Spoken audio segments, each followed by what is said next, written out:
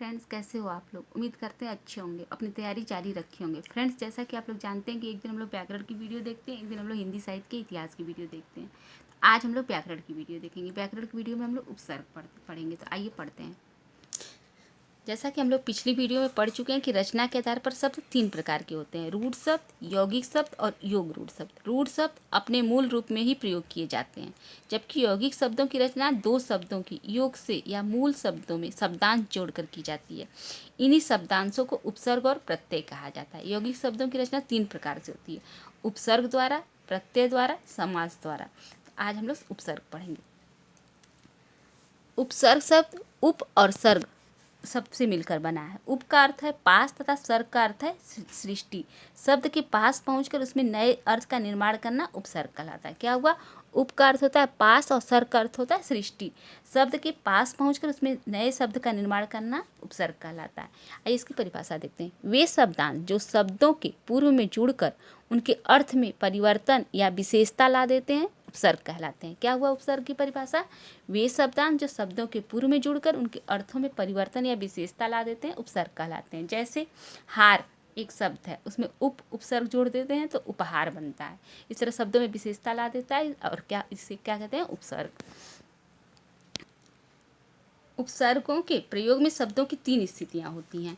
शब्द का अर्थ बिल्कुल बदल जाता है, शब्द के अर्थ में एक प्रकार का वैशिष्ट्य आ जाता है या विशेषता आ जाता है, शब्द के ही अर्थ में अनुवर्तन या परिवर्तन हो जाता है। इस तरह यहाँ हमको उपसर्ग और शब्दों का अर्थ समझ लेना चाहिए। शब्द अक्षर का एक समूह है जो अपने में स्वतंत्र है, अपना अर्थ रखता है और वाक्यों में स्वतंत्रता पूर्वक प्रयुक्त होता है। लेकिन उपसर्ग अक्षरों का समूह होते हुए भी स्वतंत्र नहीं है और न स्वतंत्र पूर्वक इसका प्रयोग ही होता है।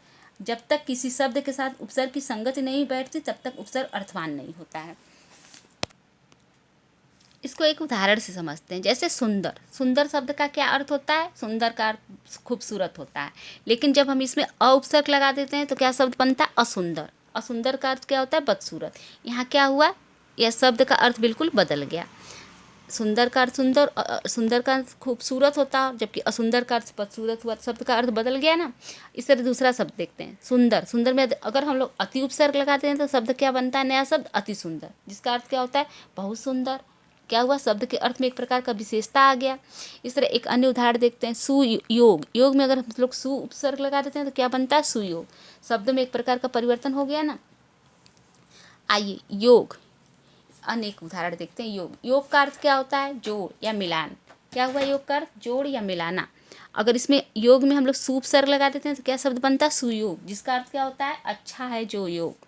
अगर इसी योग में हम लोग अ उपसर्ग लगा देते हैं तो क्या बनता है? अयोग, मतलब क्या इसका अर्थ हुआ? जो योग नहीं हो। अगर इसी योग में हम लोग बी उपसर्ग लगा देते हैं तो क्या शब्द बनता है? वियोग। क्या अर्थ होता है इसका? योग का विपरार्थक, योग का विपरार्थक वियोग होता है। अगर इसी योग में हम लोग कु उपसर्ग लगा देते हैं तो क्या बनता है? कुयोग। क्या अर्थ होता है इसका?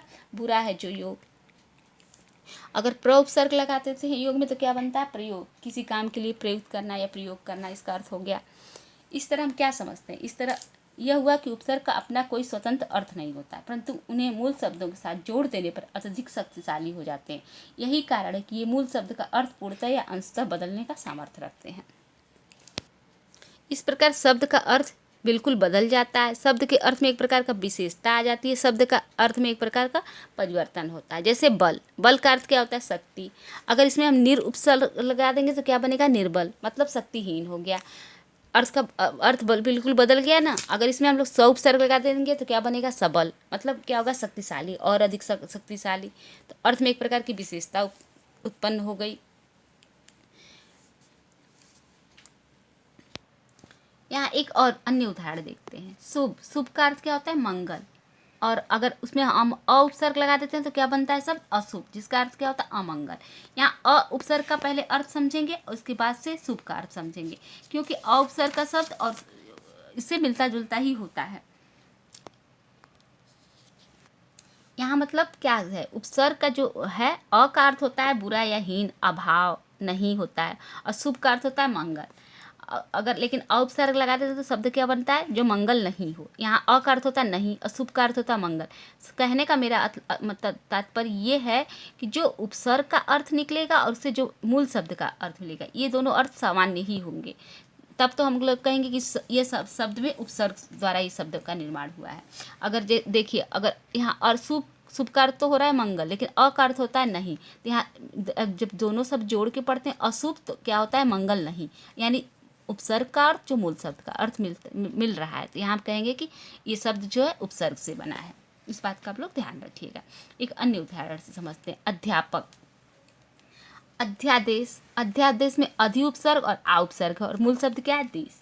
इस तरह अध्याहार में अधि उपसर्ग है, आ उपसर्ग है, मूल शब्द क्या है हार। तो क्या बन रहा है अध्याहार या अध्यादेश। अध्यापक में हम लोग क्या गलती करके आ जाते हैं, इसी के जैसा यहाँ भी हम लोग कर देते हैं, अधि और आ उपसर्ग लगा के मूल शब्द पक बना देते हैं, जो कि पक का कोई अर्थ नहीं निकलता। हम क्या समझा रहे हैं, समझाना हम ये चाह रहे हैं कि जो उपसर्ग का अर्थ होता है और जो मूल शब्द का अर्थ होता है वो मिलता जुलता होता है, लगभग समान ही होता है। अब यहाँ अधि का अर्थ होता है, अधि और आपक मिलके अध्यापक शब्द बनता है। अधि का अर्थ होता है श्रेष्ठ या ऊपर, श्रेष्ठ होगा। आपक मतलब जो पढ़ाने वाला हो, श्रेष्ठ हो, तो इसका अर्थ अध्यापक होगा। अगर हम लोग अधि आ और पक करके आते हैं तो गलत हो जाएगा। अधि, इसका सही आंसर क्या होगा, अधि प्लस आपक। उपसर्ग में एक बात ये भी है, कुछ उपसर्ग संस्कृत के होते हैं और कुछ उपसर्ग किसके होते हैं, हिंदी के होते हैं, और कुछ उपसर्ग अरबी फारसी के होंगे। तो हम लोग को यहाँ ध्यान देना यह है कि उपसर्ग का प्रयोग हमेशा जो संस्कृत के उपसर्ग होते हैं वो तत्सम के उपसर्ग होते हैं, उनका प्रयोग हमेशा तत्सम शब्दों के साथ करना चाहिए। और हिंदी के उपसर्ग तद्भव के उपसर्ग होते हैं, उनका प्रयोग तद्भव के साथ करना चाहिए। और विदेशज उपसर्गों का प्रयोग विदेशज शब्दों के साथ होना चाहिए। अगर इन नियम का उल्लंघन होने पर वाक्य शुद्धि में वो गलत हो जाएगा। इसको हमेशा विशेष ध्यान रखेंगे। इसको भी एक उदाहरण समझते हैं। जैसे अन उपसर्ग से अधि उपसर्ग में और क्री धातु में त प्रत्यय जोड़कर हम लोग क्या शब्द बनाते हैं, अधिकृत। क्या है, अधि उपसर्ग लगाकर क्री धातु और त प्रत्यय से जोड़ के उपसर्ग लगाते हैं अधिकृत, जो कि तत्सम का शब्द है। और उसमें अन उपसर्ग लगा के क्या शब्द बनाते हैं, अनधिकृत। क्या बना, अनधिकृत। अगर यही हम लोग अनाधिकृत कर देते हैं, जो कि गलत होगा। क्या होगा, अगर हम लोग नियम से करेंगे तो अन उपसर्ग में और अधि उपसर्ग में और कृत प्रत्यय लगा के बना है अनधिकृत। अगर अनाधिकृत हो जाएगा तो गलत हो जाएगा। इसी तरह अधिकार में क्या है, अन उपसर्ग लगा है और अधि उपसर्ग लगा है और मूल शब्द कार बना अनधिकार। अगर अनाधिकार कर देंगे तो गलत हो जाएगा। इस बात का हमेशा अगर नियम से पढ़ेंगे तो सही करके आएंगे, अगर रट के जाएंगे तो गलत हो जाएगा। इस बात का हम लोग ध्यान रखेंगे। आइए परा उपसर्ग से बने शब्दों को पढ़ते हैं। परा का अर्थ होता है दूर, पीछे या उल्टा या विपरीत। परास्त, परास्त में क्या मूल शब्द है अस्त और उपसर्ग क्या है परा, तो क्या शब्द बना परास्त, जो कि किसका विपरीत होता है, जीत विजय का विपरीत परास्त होता है ना। इस तरह पराजय, पराजय में मूल शब्द क्या है जय और उपसर्ग क्या है परा, क्या बना शब्द पराजय। पराजय पराजय किसका हो, विजय का विपरीतार्थक शब्द पराजय होता है। इस तरह पराध्वनि में मूल शब्द क्या है ध्वनि और उपसर्ग क्या है परा, बना शब्द पराध्वनि। पराधीन, पराधीन में क्या है, यहाँ पर परा देखकर, पराजय देख के, परास्त देख के अगर हम लोग पराधीन में परा उपसर्ग करके आ जाएंगे तो गलत हो जाएगा। यहाँ क्या है पर उपसर्ग है और अधि उपसर्ग और इन प्रत्यय लगा है, क्या बना पराधीन। इसी तरह पराश्रित में क्या है पर उपसर्ग और आश्रित, पर आश्रित मूल शब्द है और क्या बना पराश्रित। यहाँ पर का अर्थ दूसरों से होता है और आश्रित जो दूसरों के आश्रित हो, तो क्या बना यहाँ पराश्रित बना। क्या कहने का मतलब कि जो उपसर्ग का अर्थ है पर का अर्थ दूसरा निकला और जो आश्रित मतलब जो दूसरों के आश्रित हो, यहाँ का दोनों का अर्थ लगभग मिलता जुलता है। तो इसलिए क्या कर सकते हैं कि ये शब्द उपसर्ग से बना है। अगर यहाँ हम लोग परा करके आ जाएंगे, जो पराजय से परा करके आ जाएंगे तो गलत हो जाएगा। इस तरह परोपकार, परोपकार में मूल शब्द क्या है उपकार और क्या शब्द है पर उपसर्ग है और उपकार मूल शब्द है, जो दूसरों का उपकार करे। अर्थ मिलता जुलता निकल रहा है ना, पर माने दूसरों के और उपकार करे।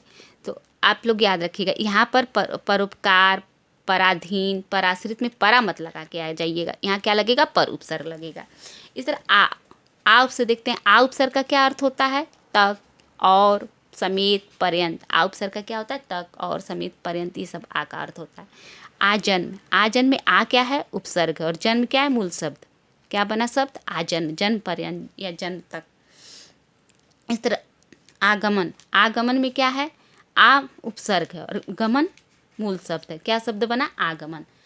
अनुमानित अगर पूछ देगा तो इसमें क्या है अनुमान अनुमान मूल शब्द और इक प्रत्यय लगा है। यहाँ हम लोग आ देख के आ नहीं लगा के चले आएंगे, अगर आ लगा के चले आएंगे तो गलत हो जाएगा। यहाँ क्या होगा, अनुमान, अनुमान जो कि मूल शब्द और इक प्रत्यय लगा है। आस्तिक, आस्तिक में अस्थि मूल शब्द है और इक प्रत्यय लगा है। क्या शब्द बना, आस्तिक। इस बात का ध्यान रखेंगे। सु, सु उपसर्ग से, सु का अर्थ क्या होता है, अच्छा या श्रेष्ठ। सु उपसर्ग का क्या अर्थ होता है, अच्छा या श्रेष्ठ। इस तरह हम लोग को उपसर्ग का अर्थ को भी ज्ञात होना चाहिए। अगर उपसर्ग का अर्थ ज्ञात होगा तो हम लोग से उपसर्ग से बने शब्द समझ में आ जाएंगे। अगर अर्थ नहीं ज्ञात होगा तो थोड़ा कठिनाई होगी। इस तरह अर्थ को भी याद करना सीखिए। सुगंध, सुगंध में मूल शब्द क्या है, गंध, और उपसर्ग क्या है, सु। शब्द बना सुगंध, जिसका अर्थ होता है अच्छी महक, अच्छी महक। सु का अर्थ होता है अच्छा या श्रेष्ठ, गंध का अर्थ होता है महक, तो क्या अर्थ बना, सुगंध।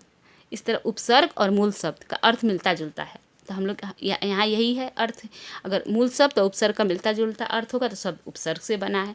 इस तरह सुपुत्र में मूल शब्द उपसर्ग क्या है, सु, और पुत्र क्या अर्थ हुआ, सु, अच्छा पुत्र, श्रेष्ठ पुत्र। स्वच्छ में सु उपसर्ग और अच्छ मूल शब्द है। स्वजन, स्वजन में अभी ये गलती न करके आएंगे, यहाँ सु उपसर्ग नहीं लगाएंगे, यहाँ स्व उपसर्ग लगाएंगे। स्व जो अपने लिए होता है, स्वयं के लिए होता है। स्व उपसर्ग का क्या अर्थ होता है, अगर अर्थ पता रहेगा तो हम लोग जान जाएंगे कौन सा उपसर्ग है। यहाँ स्व का अर्थ क्या हो, अपने लिए, और जन मतलब लोग, क्या हुआ, स्वजन, अपने लोग। इस तरह स्वदेश, स्व का अर्थ होता है अपना, और देश, देश, अपना देश। उन क्या है, एक उपसर्ग है जो कि हिंदी का उपसर्ग है, और उसमें उसका अर्थ क्या होता है, एक कम। उन उपसर्ग का अर्थ क्या होता है, एक कम। 19, 19 में जो मूल शब्द है 20, और उसका उपसर्ग क्या लगा, उन उपसर्ग लगा। शब्द क्या बनना, 19, मतलब 20 से एक कम। इसका अर्थ क्या निकला, 20 से एक कम, 19 हो गया। फ्रेंड्स, अगर ये वीडियो अच्छी लगी हो तो लाइक, सब्सक्राइब और अपने दोस्तों में शेयर करिएगा।